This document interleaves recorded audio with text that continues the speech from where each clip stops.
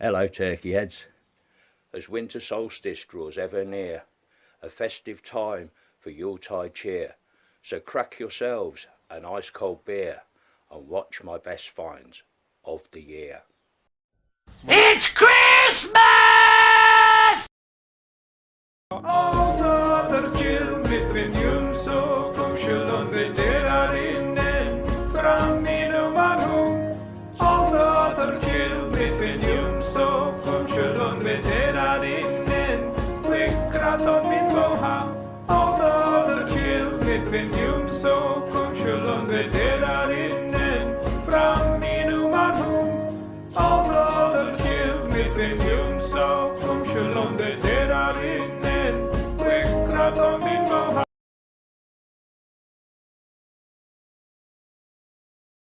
Okay, metalheads, let's get the Yuletide festivities underway with the 12 best finds of 2021. And so here they are, metalheads, our top 12 finds of 2021. Let's have a look through them one at a time. We start with find number 12. Not a metal object, but glass. I absolutely love this. I had a scout around the bottle dump and turned up this Victorian cod bottle just lying on the surface, totally complete, marble still in the neck, local provenance, Thacker and Christmas, Leamington Spa. You tip your drink, the marble stays intact, lets you drink it. You knock the bottle over, the marble rolls into the neck, stops it from spilling. That's Victorian, late 1800s, early 1900s, and in pristine condition. Coming in position number 11, very recent find, little snake. There's a possibility it's silver, I think more likely it's pewter. Lots of detail to it, down to his little eyes. How that has escaped the plough without getting broken. It's such a delicate piece and something completely unusual to find. Our find number 10 is the one and only military cap badge that I've ever found. The East Kent Regiment, known as the Buffs, sporting the Welsh Dragon as their emblem. Absolutely tip-top condition, cleaned up lovely with the pink stuff and a final rub over with the brasso. Well worthy of position number 10.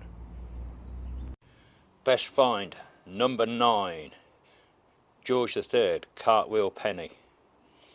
Now, quite often people report finding these in poor condition, no detail on them, but for my first ever cartwheel, this is in really good condition.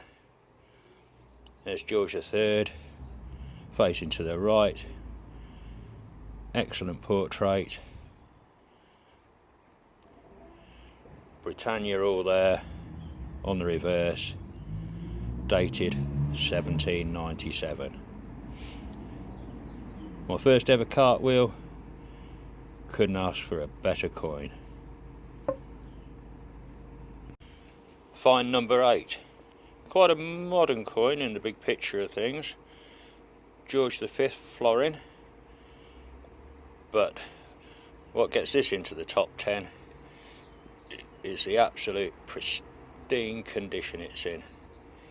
It's a 50% silver coin.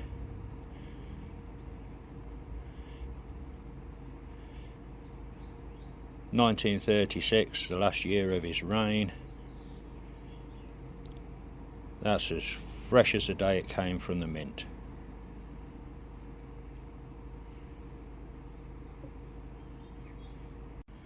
Find number 7.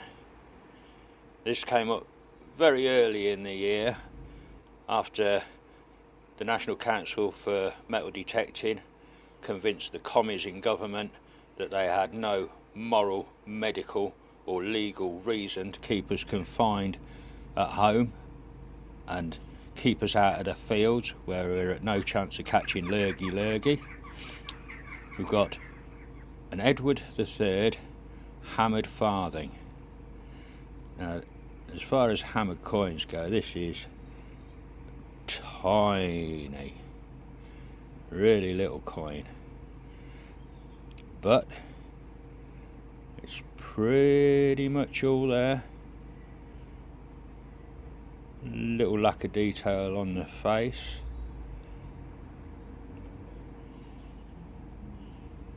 London Mint. But if I'm finding that with a Garrett Ace, it's not a bad machine at all. That's one to keep the snobs quiet. Find number 6 is Queen Victoria Jubilee head shilling. Once again, only 120, 130 years old. But what earns this coin its place in the countdown is the absolute crisp condition of that coin. Full silver.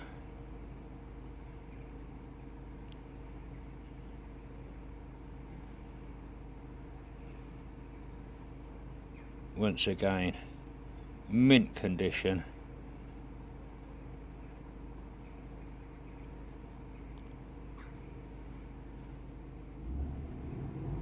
Lovely, lovely coin.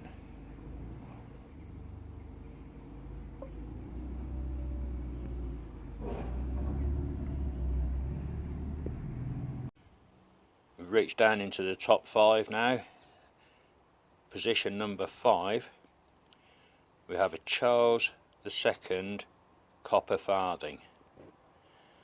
Now this coin dates from the 1670s and is one of the earliest coins from the milling process and transition over from the old hammered way of making coins to the way that coins are still made today. Little difficult to see. Britannia's there on the back. I can pick out 1670, one of those years. I think they were only minted for 4 out of the 1670s. But for a copper coin to still hold that detail after nearly 400 years, that's remarkable.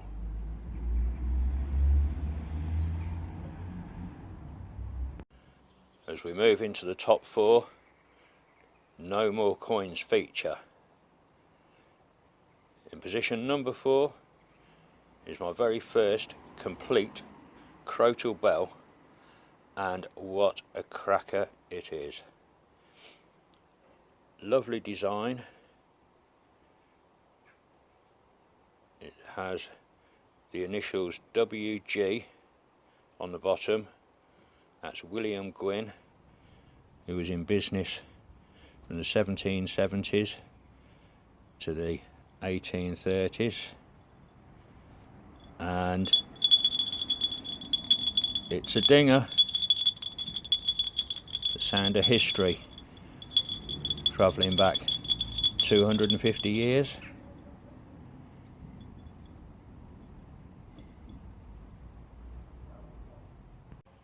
Into the top 3 now. Position number 3 is a medieval heraldic horse pendant. Now, if you look closely at this, you can see the 3 leopards, like the modern England football badge, with a red enamel background to it. So originally those leopards would have gleamed from a red background.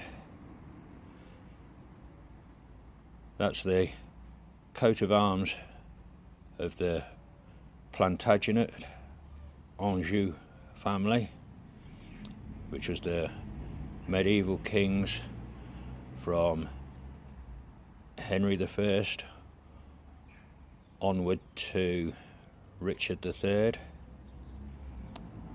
They did change and incorporate the fleur-de-lis of France under Edward III, so this takes it back to a very early piece, the 11 to 1200s. It's not shiny, it's not gold, it's not silver, but that is a piece of real history in my hand.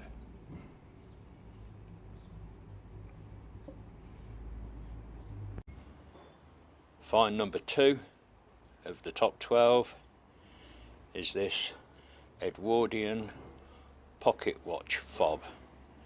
Would have hung on the opposite end of the chain to a pocket watch.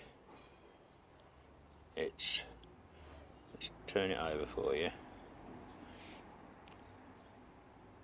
Hallmarked on the rear, 925 silver, Birmingham, 1918,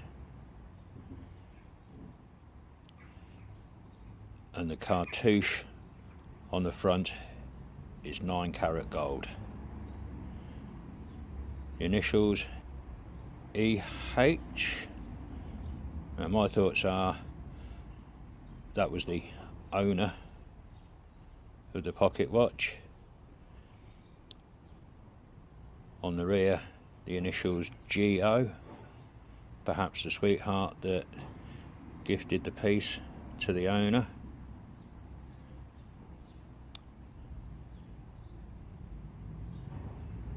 No real age to it, but a real stunning piece to save from the soil.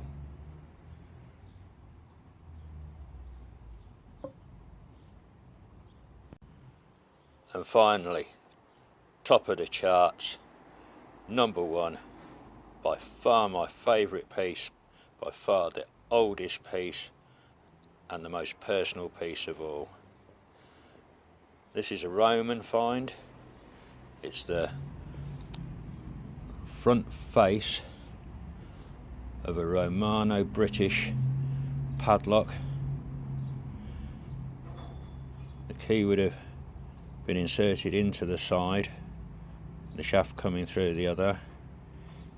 You'd have turned the key and then hinged this front plate up to undo the chain from the back plate.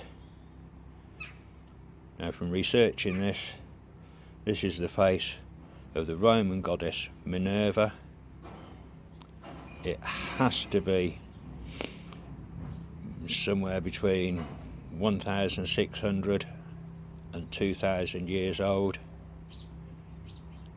That is absolutely stunning. To have history stare you back in the face absolutely blew me away when I dug that out of the ground. Couldn't believe it.